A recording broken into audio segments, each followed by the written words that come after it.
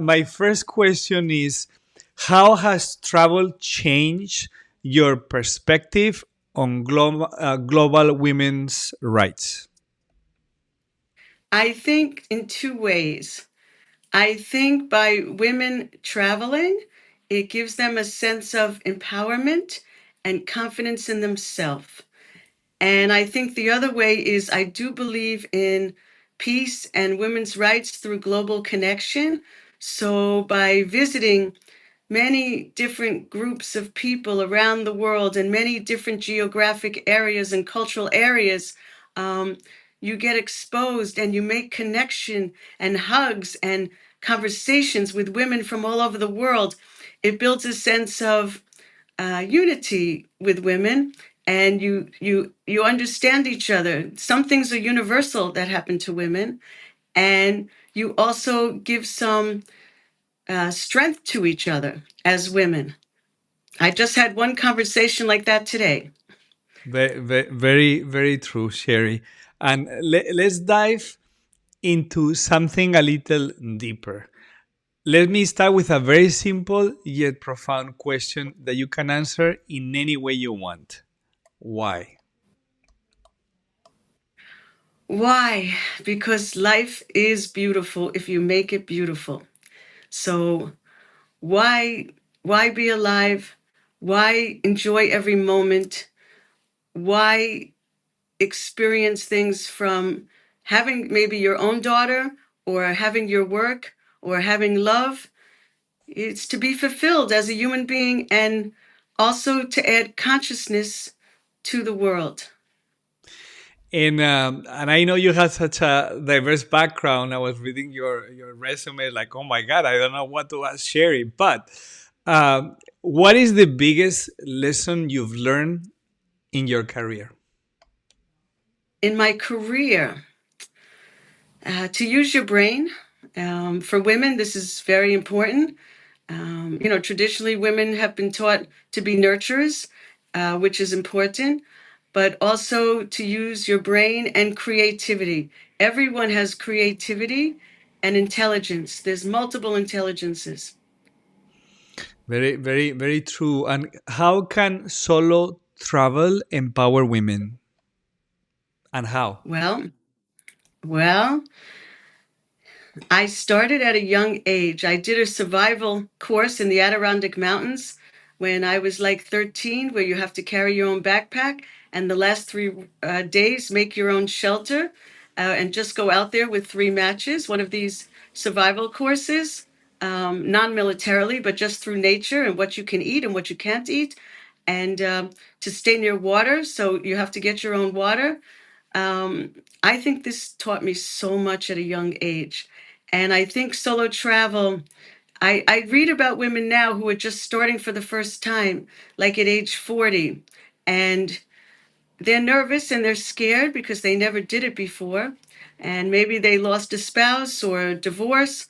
Um, so it's a new experience for them. And I think it really does help you gain confidence.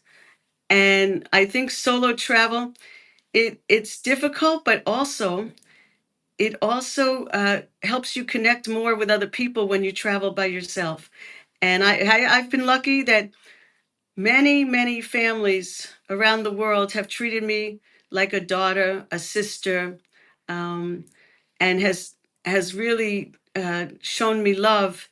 Sometimes more than where you live.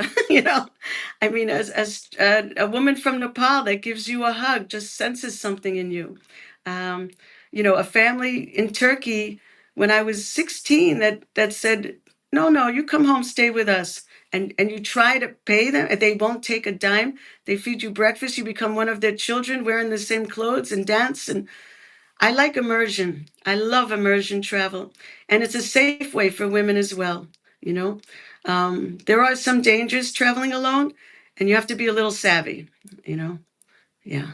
Yes, and I'm gonna be asking some questions regarding Okay. those topics. So during your travels, I'm sure you have encountered cultural practices that have surprised you in terms of gender roles.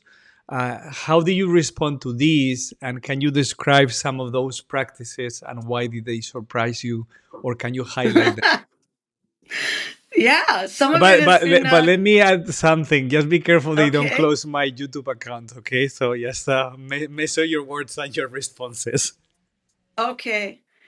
Well, when I went to Iran, I wasn't expecting it because my feminist look, I've been with, I can't mention organization, but I've been for women's rights in New York a long time. So some of my colleagues and feminist friends are like, "Oh, you can't go to Iran. They treat women terrible. Why would you go?" You know? So my first thinking always is like Margaret Mead, you go to learn and you may surprise yourself. And you have to see for yourself. Okay. So, and also, how will you really know if you haven't been to a place? So, for instance, some of the things that have surprised me is in like when I went to Iran, is I saw a lot of people that I thought and was correct that were transsexual. And many people wouldn't think that would exist. Now, whether they do it for good reason, bad reason, but the government does pay for the operations and it's healthy. So that surprised me. What also surprised me was in many places that there could be more pay equity for women that we would think are, you know, not as developed societies um, compared to Western societies or compared to the US. So this has surprised me. And the most thing that surprised me is the strength of women in indigenous communities, whether it was Tibet or Bolivia. Um, Tibet, I was shocked because the physical strength of the women, they were doing the heavy construction work. So I, I know and I, I love Tibet and I remember that too. I yeah, remember photographing that. So the strength, the physical strength of women, maybe I didn't know exist. And even here in Tunisia, when we were down in the desert with the Berbers, I see a woman grounding flour. It's still very hard and difficult, but it's a giant stone. I tried to do it myself. Yeah, I could do maybe 2 circles. She does it a long time. And then the savvy of women in indigenous communities, like in Bolivia, this, Kike, they're the business people. The Quechua people, they're the market women. They do the negotiating. They are at the market selling things. And I saw this in the back hills of Jamaica years ago. The market women, how strong they are. They grow the veggies themselves. They travel, miles on feet, to get to the markets. And then they spend the day selling it. I mean, the strength that I've seen is incredible. yeah, I knew you were gonna have good answers, Harry. So during your travels, I'm sure you've noticed the roles of local women changing. So can you talk a little bit about that and how does this affect tourism and the local economy? Yeah, I think that sustainable travel, particularly not to the over exploited places, not for the Instagram shot, but getting to more remote places is very, very important for local communities. And I think it helps protect the environment, and it's even a buffer against war, um, because it gives them a new way to focus. So I think that travel is very important for this. Yeah, I saw it in Yemen after the war. Um, the where the war was, they became drivers in tourism. Afterwards, and did a great job. And so that was very exciting to see that. Um, yeah, and places where even in Brazil where there's been a lot of deforestation, but they realized that by keeping indigenous people doing what they know best, how to take care of the earth, which we forget in developed societies. Um, and now we realize how important it is, that there's a lot to learn, and to go to these communities not for cultural appropriation, but simply just to learn and give some economy is fantastic. And the changing role, well, just today, I was talking to the woman in Tunisia. I'm in a little cabin, and there's like one woman who works here in the morning. It turned out if you don't get to know people, you don't even know how intelligent and educated they are. So she, it turned out, studied anthropology and studied human rights law. I thought I was seeing my twin. I mean, it's the connections. It was my Tunisian sister. It's just amazing how non-biological people you meet become like family. It's almost like mystic. Like, how did that happen? So yes, it's changing in places like Tunisia. The women have made huge changes. They're very high up on the statistical chart. Highly educated, the women are here. Yeah. Yes, so we have that in common. I just love the anthropological approach of travel, and you just mentioned an anthropologist. I'm reading a new book about masks, so I was just reading about Margaret Oh, that's great. that you just mentioned. So another question for you, Sherry: what are the top travel tips for first-time solo female travelers? Okay. One, pack light. Okay. So this is for any traveler, but particularly for women. Bring half, because women, well, I don't want to stereotype, but they tend sometimes to bring a lot. So from what I've seen on my travels with trips, I remember going on the Trans-Siberian Railway, from Vladivostok in Siberia, through Mongolia, and then ending up in Moscow. And I was with a couple women, and they're like, "Oh, we can't leave yet. Sherry hasn't gotten her suitcase," because they had big suitcases, all of them, for a 3-week trip. I said, "No, no, that's my bag right there. That's it." They was shocked. This woman, Janet from Florida, was completely shocked. But I do think that bring half the clothes you think you need and double the money. And the savvy tips are, I've had a couple of experiences. You have to be careful. So, like in a hotel, like in Pakistan. And look, I've traveled many countries, territories, over 244, on a non-UN list, on a bigger list. But it doesn't happen often. But when I got to the hotel, um, the lock didn't work on my door. So I figured, oh, that could happen. That happens in hotels, right? So I went to the front. So then they knew that I knew the lock didn't work. And then they switched me to a room, and it just happened to be down a very dark hallway at the end of the hallway. And when I was going to my room late at night, there was a man following me, and it was someone who worked at the hotel. So, I just turned around and said, no, I don't need any. Sometimes you have to be a little firm, to stop this. So as women know, wherever you live, it happens at home. It happens on the block you live. Women are more subject to attacks, personal attacks, or just that kind of attention, which is crazy because, I'm not 20. You know what I mean? But it still happens, as, kind of these It's attacks. true, And the Sherry. other, Let me share a quick story. I okay, cannot mention the who or the organization, but I was on assignment right. with somebody that is Yes. considered a celebrity, and in the middle of the night, she experienced the guard of the Yes. hotel knocking on her door and trying to come in, and we still Yeah, don't know for what reason. And that changed exactly. the complete dynamic of my assignment, my relationship with this person that then she was next to me the whole time because there was fear.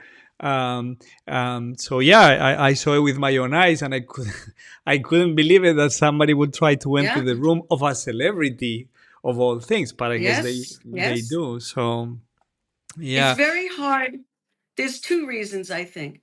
One, it's very hard for people in some countries to understand a woman traveling alone. They just don't comprehend this.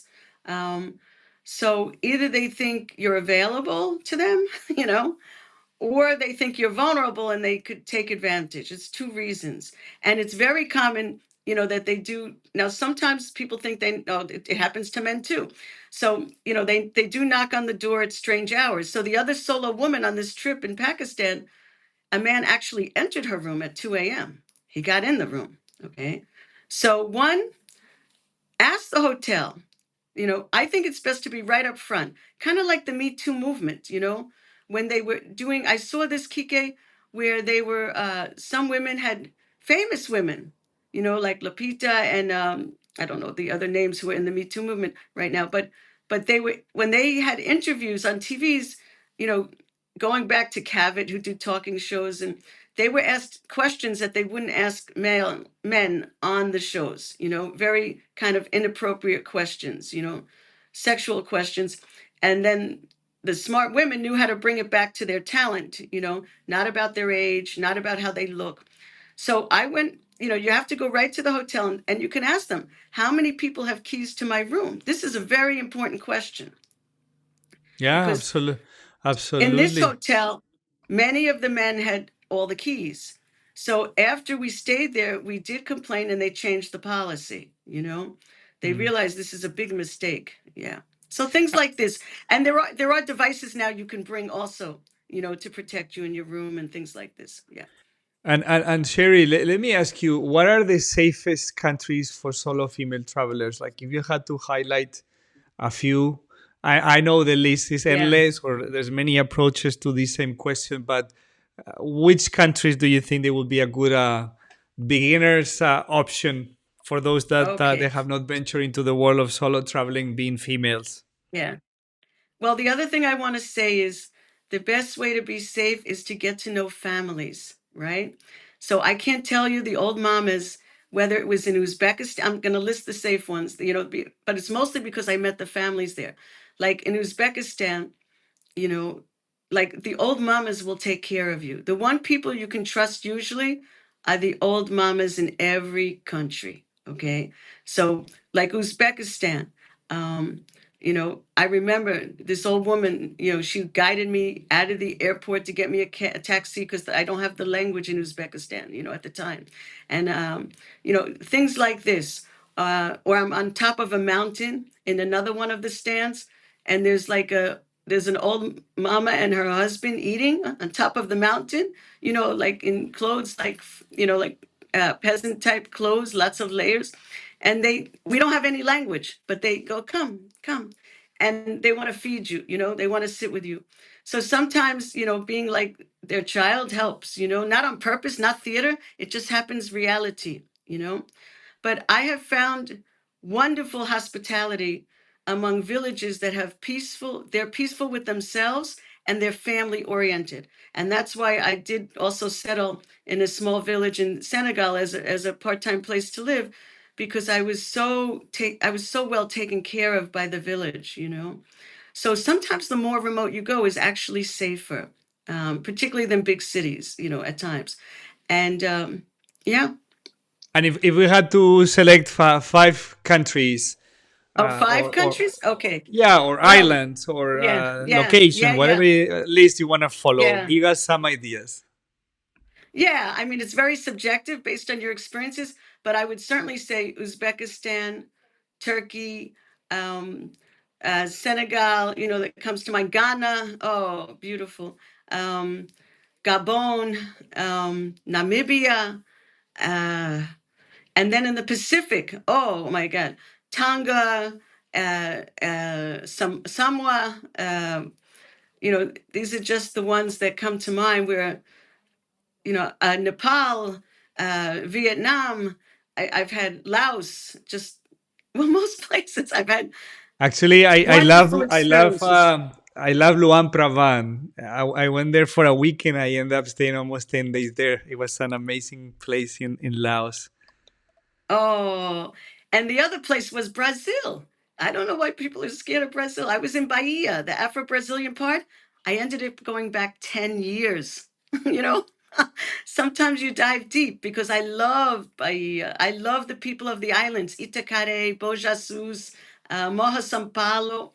You eat out of the old ants' pots, the cozida. I can't tell you. I mean, oh, I couldn't have been happier. Sometimes in the poorest places, you're the most safe because the big families take you in as part of your family. And I don't plan it that way, it just happens. So I ended up staying with this one family. I never had these people have nothing.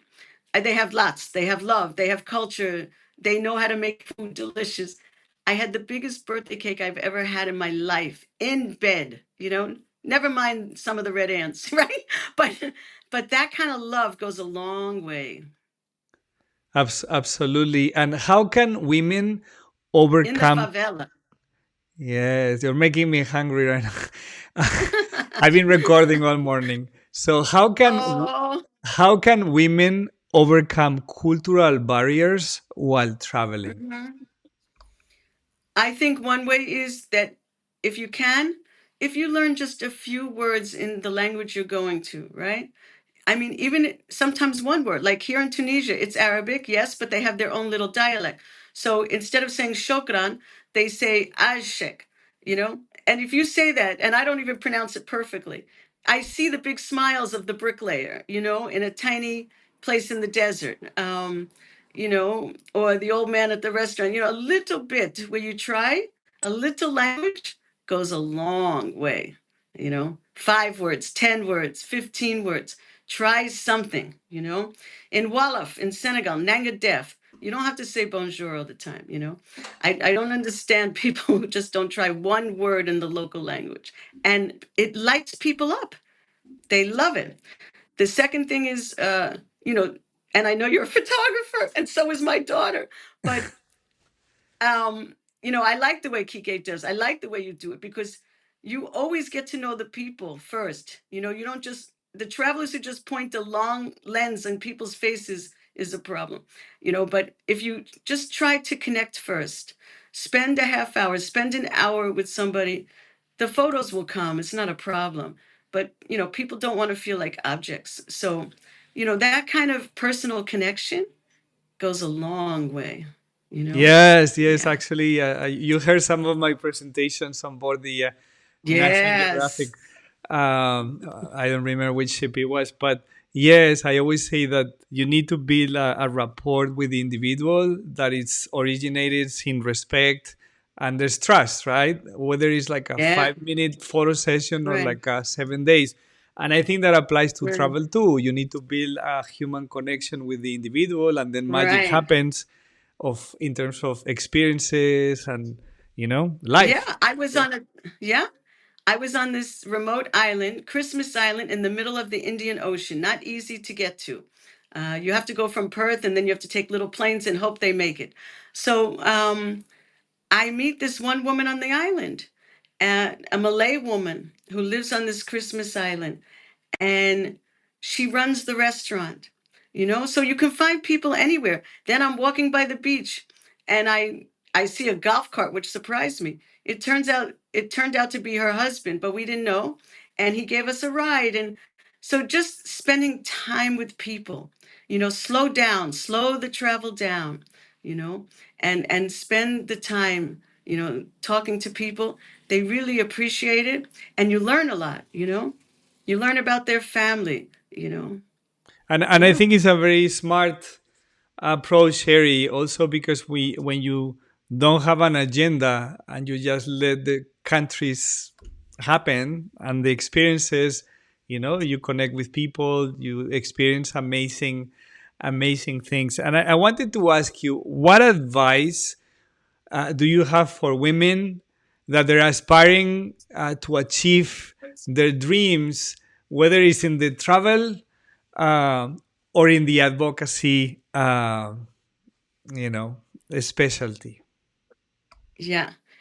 So, I know they don't go together, but basically, if there's somebody no, young I get it. that wants to It, explore it the all, world or they wants to do what you've done with yeah. advocacy, what would you tell them? What I would say is go deep in yourself and find what your passion is. I know we agree on this, Kike. Um, find what makes you happy. Don't worry about the money. I mean, let's say in career, the money will come, you know. The main thing is to do what you love and you will never regret it. So find a purpose for your work, whether you're an artist, you know, like my daughter who's always very visual, or, you know, whether like me, I remember, you know, seeing people homeless on the street at age 5, and then that upset me. And then I read Clarence Darrow's autobiography about the attorney who represented, the underdog. I said, "Oh, at 11, I said, this is what I want to do." That doesn't mean I studied pre-law. I didn't. I wanted to be a Renaissance woman. I think education is very important, and that's why I do spend a lot of time in other countries, working with children and trying to educate them, especially the girls. Um, so I think find what your real passion is, and follow it. I had one friend. She was a therapist. She said, "Close your eyes and say, okay, what do you want to do?" And listen to it you know and then the second thing is, don't let other people deter you, because it will happen. you know People will try to deter you if you're free spirited. There are times people don't like that, and they may try to put it down, but try to hang out with people or colleagues or friends, like how Kiki and I connected. Try to find other people who are doing interesting things, the things that you like or that interest you, and that are good-hearted and nonconformist too. You know, and that's what you have to do. And sometimes family will stop you. Like this woman I met today.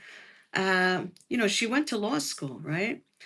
And so she's working in reception. I said, why don't you take the test for the law? I was trying to encourage her. And she said, my family wanted me to come back to Tuzor. That's because she went to Tunis to study. And this is like a small place. They wanted her to come back, you know? So I can't really say anything, that I just said, oh, I hope you take the test one day, And, because you're very smart, you know, you're very, very smart. Please, one day you take that test. So just don't let anyone deter you. Just follow what you can do. Yeah.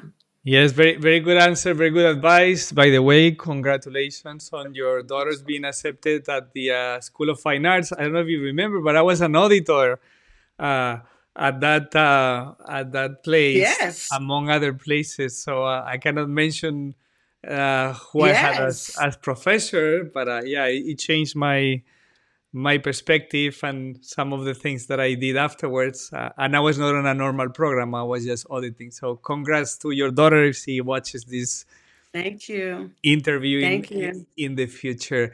And Yeah. as someone, Sherri, that has visited over 240 countries, I think, from what I recall, Yes. how do you choose your next travel destination? Ah, I look at the world like a scavenger And hunt. don't tell me you try to complete a list. I don't want to know about the list. I No, just no, want to no, know no, about no, like no, how do no, you no, no, choose? no, no. No, don't worry. I I look at the world like a scavenger hunt, places I haven't been. I also love water. So if I can get near water, that's great. Um, and I do look to go to different parts of the world, and when I can make that happen. So and sometimes I try. There's one woman who told me this. Mentors are very important. People. I never suffer from FOMA, fear of missing out. There's always people who have done more. There's always people who have done less. But try to find mentors that you can learn from. So I met this one woman, um, and she taught me a few things about travel. If you're in an area, because it is expensive to keep going back to the same area. Sometimes I do it. I have done it.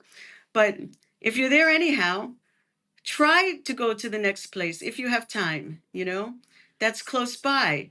I never used to think like that. And she taught me how to think in clusters, geographically, you know?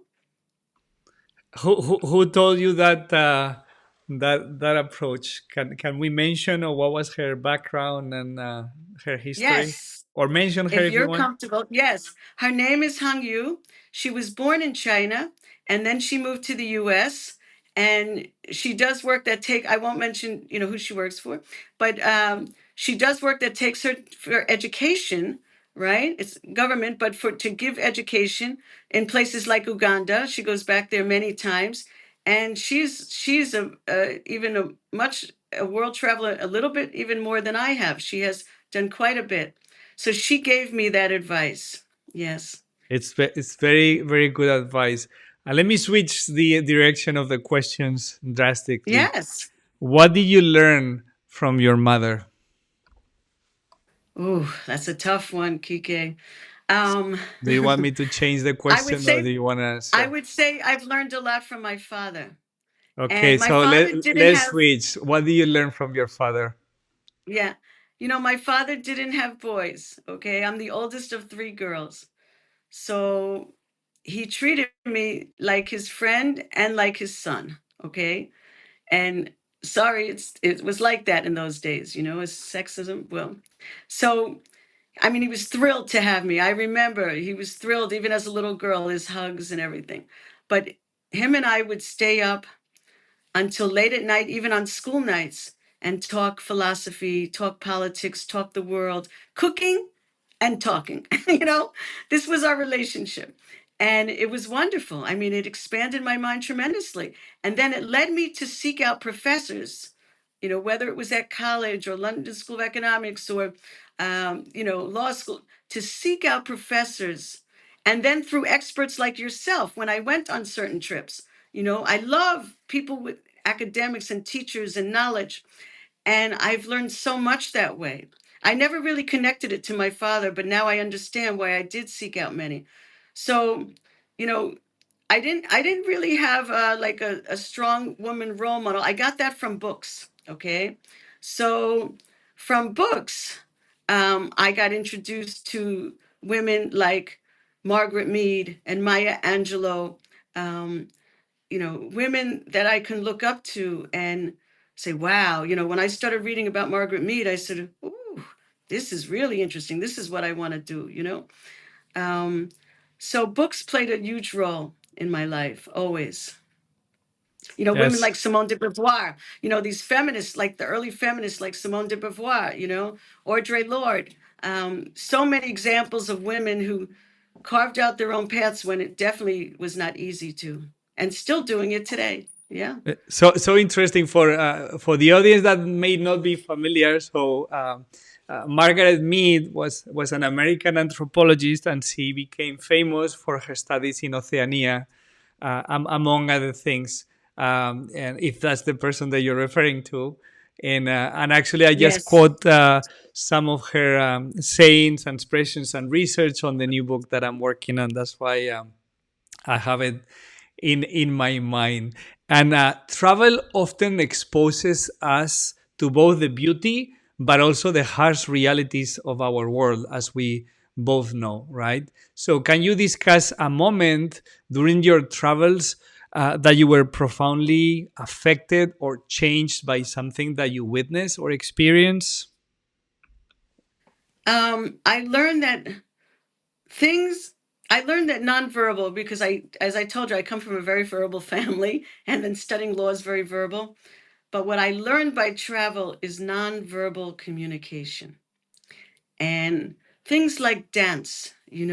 So many people, I learned that travel is not to observe, but to experience. Maybe people go, oh, I want to see this ritual and see this and see that, which is fine. Um, but when you participate yourself, and that's what's expected, like we have in the Western world, and I won't say South American Kike, but in the USA, that you clap at a performance and you sit quiet. But you learn that in other cultures, that's not the way to show appreciation. So, for instance, when I'm in Gabon and they're greeting us with this dance, they're thrilled when you dance back because that means you love it and you're participating.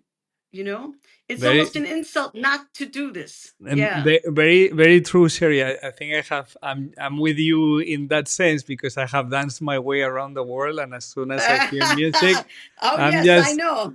I'm just dancing, and I just feel it's part of respect to the culture, but also is Yeah. becoming part of the experience for them and for us, right? Like we dance and you had Yeah. fun, but I can only picture, like this culture seeing a Spaniard or an American trying to dance their moves or whatever it is. Yeah. It must Yeah. be fascinating for them too. So it's a way Yeah. of And paying the other back. thing is, the other thing is cooking together. Okay. So, and I'm not saying everyone should do this. I'm just saying my experiences. You'll find your own way to connect. But for instance, when we're in the desert with the Berbers, um, they make bread on an open fire. It's unleavened bread. There's no yeast, and they do it under the coals. So they were making the bread for us. I said, well, we have to help. So I got in there with them and started pounding the bread on the stone and putting it in the fire. And, that kind of bonding. It's not about the language, right? You're bonding by cooking. Or I was in Afghanistan post Taliban, and I'm in Bandi Irmir Park, which is beautiful, by the way. And I'm with some women teachers, but also others. It's like 40 people. And all of a sudden, I'm putting together the menu, but everybody's helping to chop. Men, women in this beautiful area in the lake, of different cultures. So I learned about nonverbal communication to bond.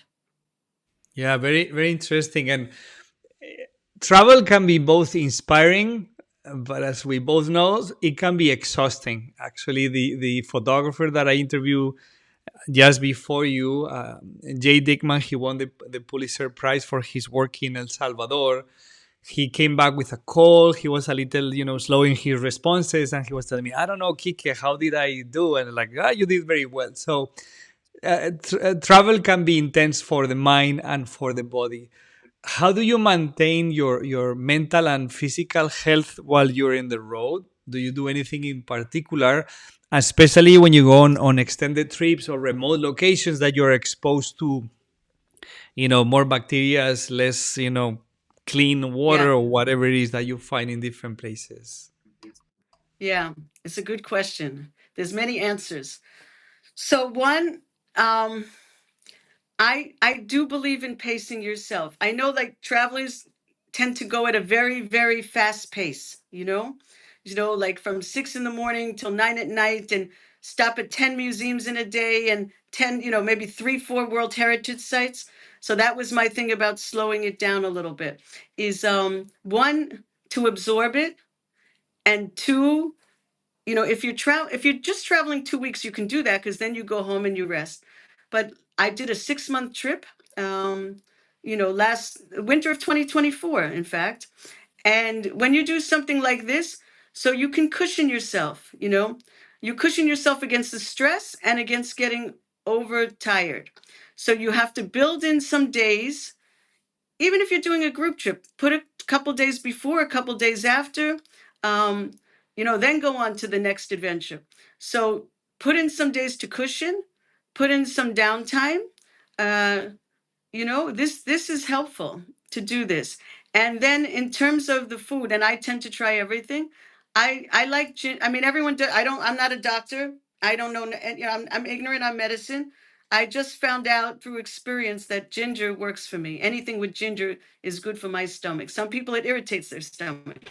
But I've done, as you know, some trips down in very cold weather in the South Pole. I was at the geographic South Pole and also Antarctica, and and on boats and little tiny boats. I mean, I was in Galapagos in 1990 when there were no cruises, and a little fisherman takes you through the sea.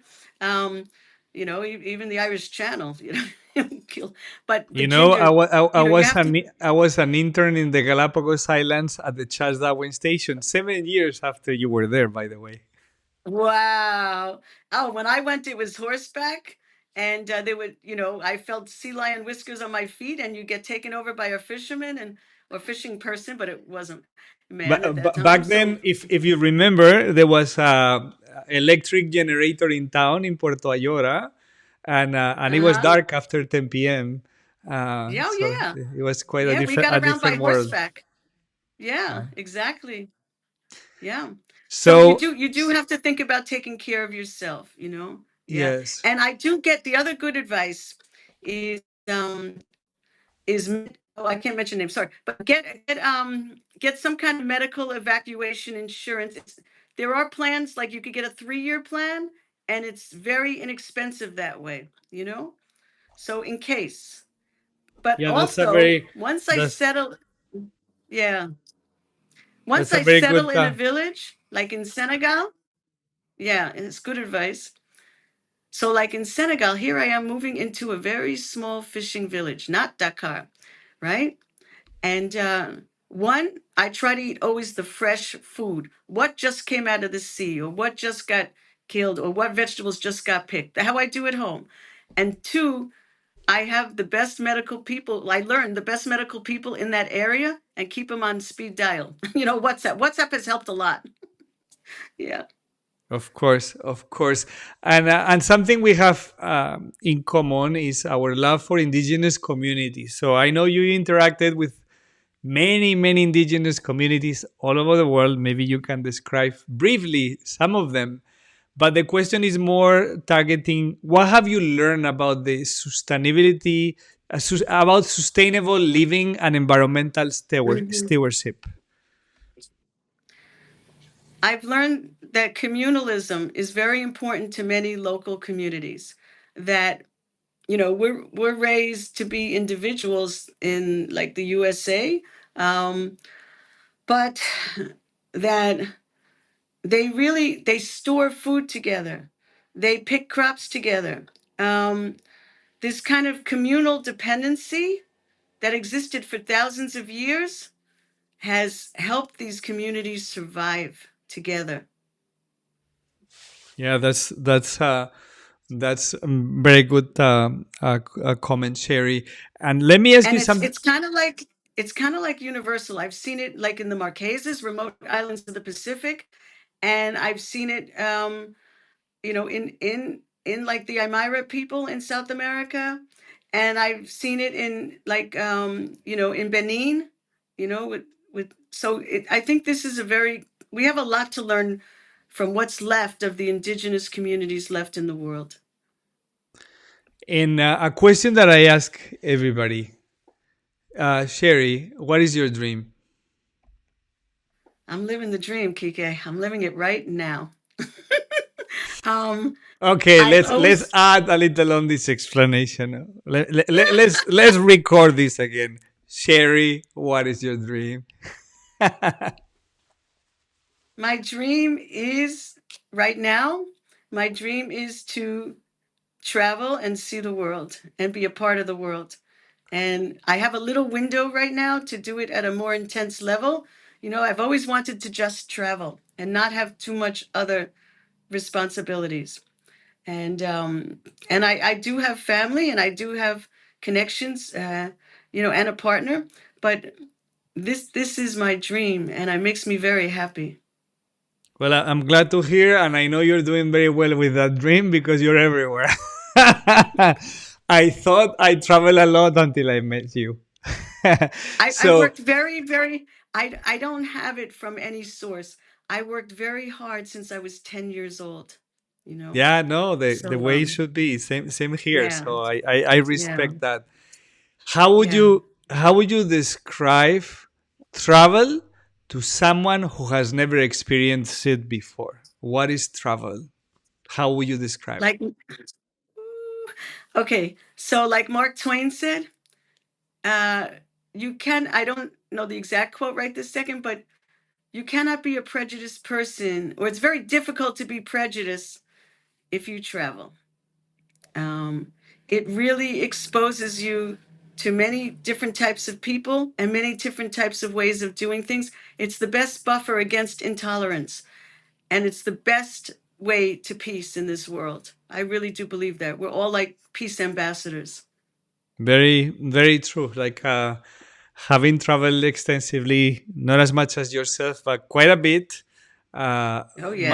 My mind has become very flexible, and I respect all sort of thinking traditions, and everything in between. So, what advice would you give to young people who dream of exploring the world? If you had somebody in front of you and say, "Hey, I would love to go around the world," what would you tell them? I would say you can do it. I did it when I was very young, a teenager, on nothing, on a shoestring. Maybe it was a different time, but staying in youth hostels and taking trains and just I would say do it. I would say for a young person, it should be, it's like a required part of your education um, to have this. And I've never regretted, even if a trip was difficult, I've never regretted the travel, and I've never regretted any money spent on it, you know?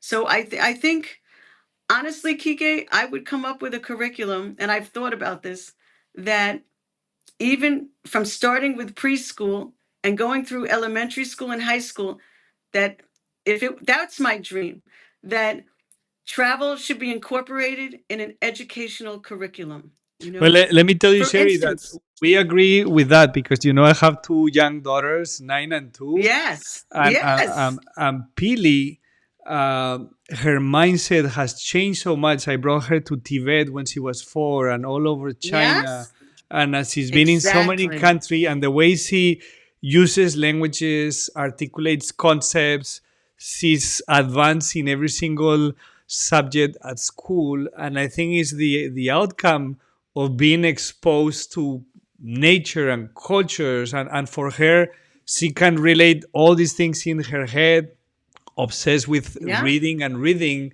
And I think the key is what you just mentioned right now. It's travel changes the way our brain is connected, right?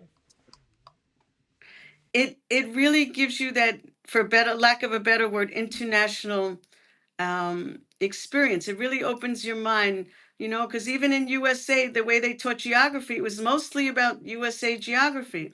I mean, to this day, people don't know there's the Arctic and the Antarctic.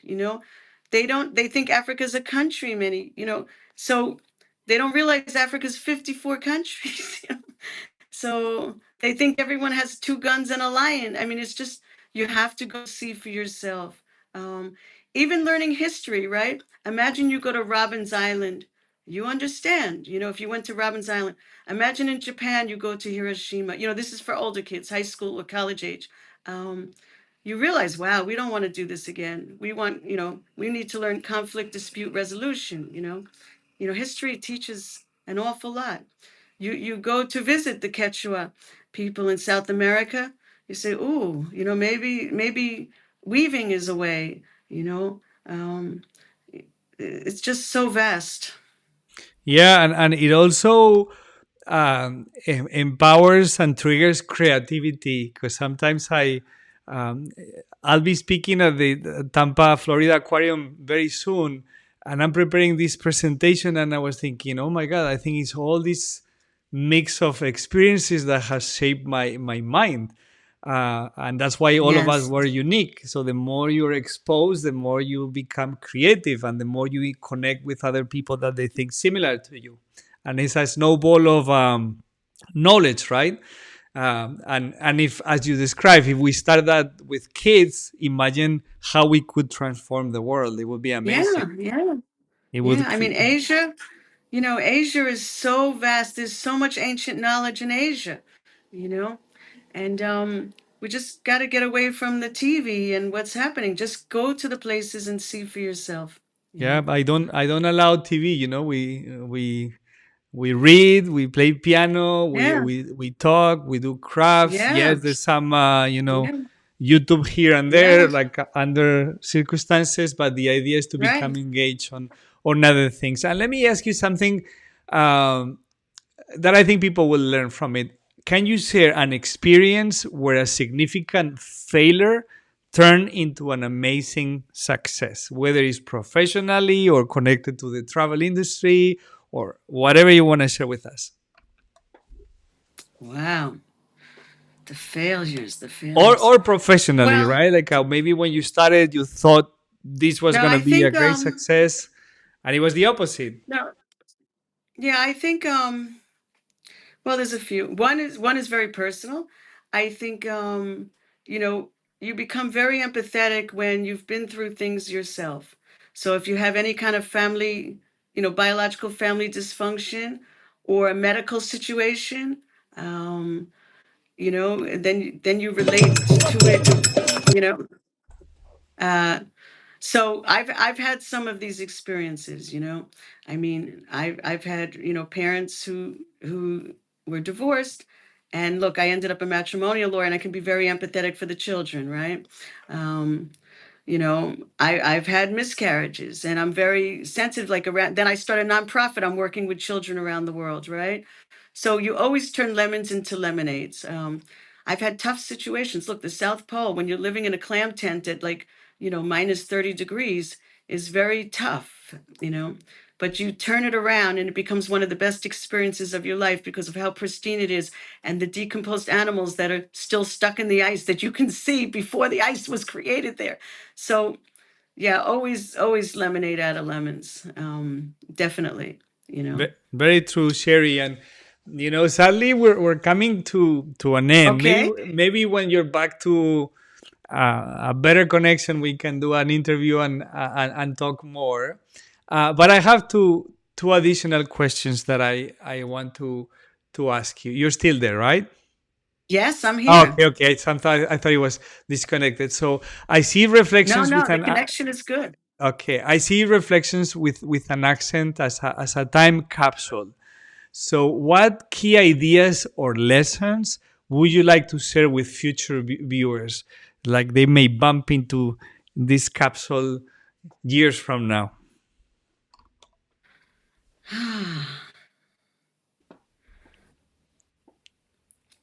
Just to explore. I think that in the future, I'm hoping in the future that people will explore more because of technology. Um, and look, travel has increased because of technology. So, years ago, you couldn't get all over the world. Planes were rare. Um, and again, with the sustainability, with the environment. So, yeah, I think they'll look back at, every generation looks back at who led the way in a certain area.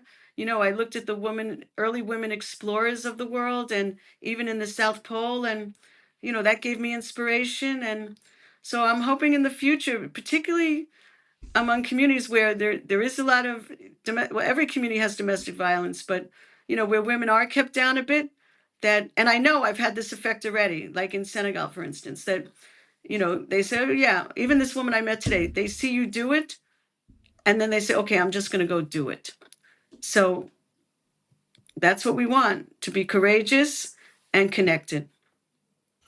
And as I always say, never stop dreaming. How would you express this concept in your own words?